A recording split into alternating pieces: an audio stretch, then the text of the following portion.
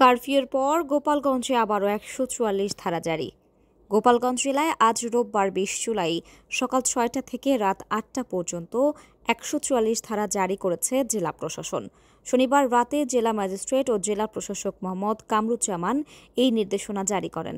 জেলা প্রশাসনের এক বিজ্ঞপ্তিতে জানানো হয়, ফৌজদারি কার্যবিধির ১৪৪ ধারা অনুযায়ী এই আদেশ বলবৎ থাকবে। এ সময় জেলার যে কোনো স্থানে সভা, মিছিল বা জনসমাবেশ নিষিদ্ধ থাকবে। তবে পরীক্ষার্থী, শিক্ষার্থী, সরকারি অফিস ও জরুরি পরিষেবাগুলো এই নিষেধাজ্ঞার আওতার বাইরে থাকবে। জেলা প্রশাসনের নির্বাহী ম্যাজিস্ট্রেট রাসেল মুন্সি বলেন, শনিবার রাত ৮টা থেকে রোববার ভোর ৬টা পর্যন্ত গোপালগঞ্জে কারফিউ বলবৎ ছিল। সেই কারফিউ শেষে এখন ১৪৪ ধারা কার্যকর করা হয়েছে, যা চলবে রাত ৮টা পর্যন্ত।